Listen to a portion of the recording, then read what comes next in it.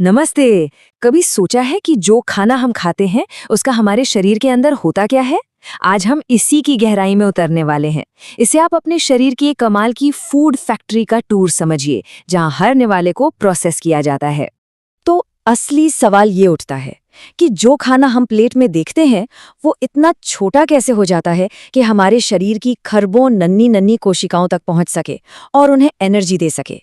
यही वो पहेली है जिसे हमारा पाचन तंत्र हर रोज सुलझाता है। चलिए सबसे पहले ये समझते हैं कि आखिर हमें पाचन की जरूरत ही क्यों पड़ती है। असल में चुनौती बहुत सीधी सी है। हम खाते हैं बड़ा भोजन और हमारे शरीर को चलाने वाली कोशिकाएं हैं एकदम सूक्ष्म। इसे ऐसे समझिए, क्या एक बड़े से लकड़ी के लट्ठे से सीधे आग जलाई जा सकती है? नहीं ना, उसे पहले छोटी छोटी लकड़ियों में तोड़ना पड़ता है। हमारा शरीर भी ठीक यही करता है। एक तरफ है हमारा खाना जो कार्बोहाइड्रेट्स, प्रोटीन जैसे बड़े बड़े मॉलिक्यूल से बना है, और दूसरी तरफ हमारी कोशिकाओं को चाहिए एकदम सरल ईंधन जैसे ग्लूकोज। और यहीं पर एंट्री होती है पाचन की। पाचन वो कमाल की प्रक्रिया है जो इस बड़ी चुनौती का हल निकालती है। ये खाने के बड़े बड़े जटिल टुकड़ों को तोड़कर छोटे छोटे सरल ईंधन के कणों में बदल देती है, ताकि शरीर की हर एक कोशिका को उसकी जरूरत की एनर्जी मिल सके। अच्छा, तो अब ये तो साफ हो गया कि पाचन जरूरी क्यों है। तो फिर चलिए देखते हैं कि ये पूरी प्रक्रिया आखिर होती कैसे है। इसे एक फैक्ट्री की असेंबली लाइन की तरह देखिए, जिसका हर स्टेशन अपना खास काम करता है। इस पूरी यात्रा के कह सकते हैं 5 मुख्य पड़ाव हैं। पहला, भोजन को अंदर लेना। दूसरा, उसे तोड़ना शुरू करना यानी पाचन। तीसरा, उसमें से काम के पोषक तत्वों को सोखना। चौथा, उन पोषक तत्वों को शरीर की हर कोशिका तक पहुंचाना। और आखिर में जो कुछ भी कचरा बचा उसे शरीर से बाहर निकालना। यही हमारी आज की यात्रा का पूरा नक्शा है। तो हमारी फैक्ट्री टूर का पहला स्टॉप है मुंह। ये वो जगह है जहां कच्चा माल यानी हमारा भोजन फैक्ट्री में एंटर करता है और यहीं से उसकी प्रोसेसिंग का काम शुरू हो जाता है। मुंह में सबसे पहले हमारा सामना होता है फैक्ट्री के औजारों से, हमारे दांत। और मजे की बात यह है कि ये सब एक जैसे नहीं है। हमारे पास 4 अलग अलग तरह के स्पेशलिस्ट औजार हैं और हर एक का अपना एक खास काम है। देखिए, हमारे जो सामने के दांत हैं वो कैंची की तरह खाने को काटते हैं। उनके बगल वाले नुकीले दांत हुक की तरह उसे फाड़ने का काम करते हैं। फिर आते हैं प्रीमोलर्स, जो अखरोट तोड़ने वाली मशीन की तरह खाने को कुचलते हैं। और सबसे आखिर में हमारे मोलर्स यानी दाढ़, चक्की के पार्ट की तरह उसे पीस कर बिल्कुल महीन पेस्ट बना देते हैं। और हाँ, इस पूरी प्रक्रिया में जीभ को तो हम भूल ही नहीं सकते। ये सिर्फ स्वाद नहीं बताती, बल्कि एक मिक्सर की तरह खाने को लगातार घुमाती रहती है और उसे लार के साथ अच्छी तरह मिलाती है, ताकि खाना अगले पड़ाव के लिए तैयार हो सके। मुंह में शुरुआती काम पूरा होते ही भोजन अब अपनी आगे की यात्रा शुरू करता है। ये भोजन नली से गुजरकर सीधा पहुंचता है पेट में, जो हमारी फैक्ट्री का मेन मिक्सिंग और ग्राइंडिंग चेंबर है। भोजन नली तो बस एक रास्ता है, असली एक्शन पेट में होता है।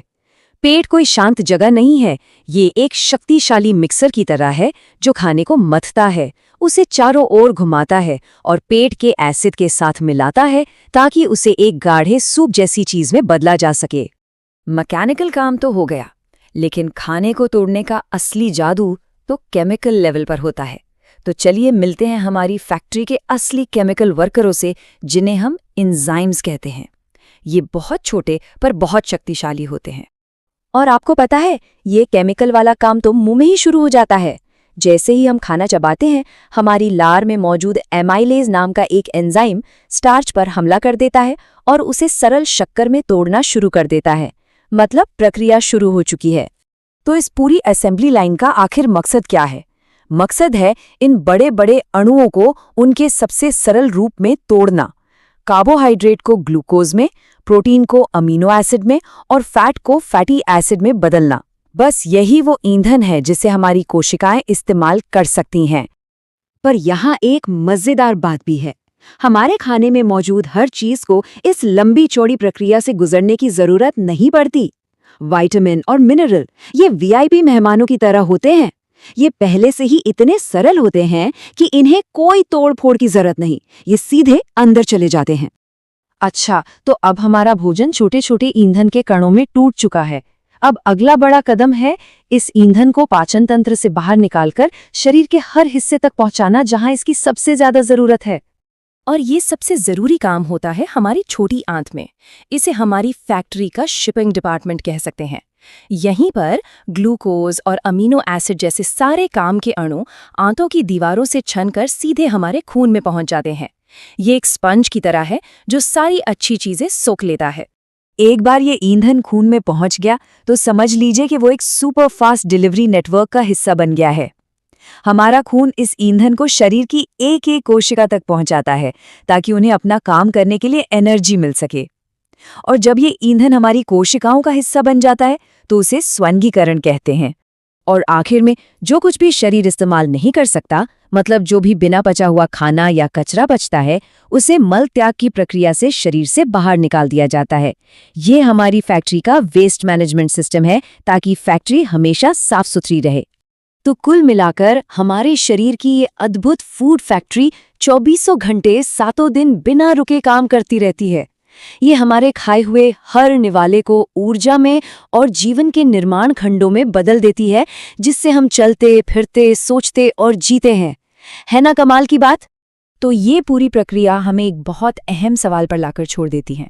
हमारा शरीर एक अविश्वसनीय मशीन है जो उसी ईंधन पर चलती है जो हम उसे देते हैं। तो अब सवाल ये है कि हम अपनी इस फैक्ट्री को चलाने के लिए अगला ईंधन कौन सा चुनते हैं।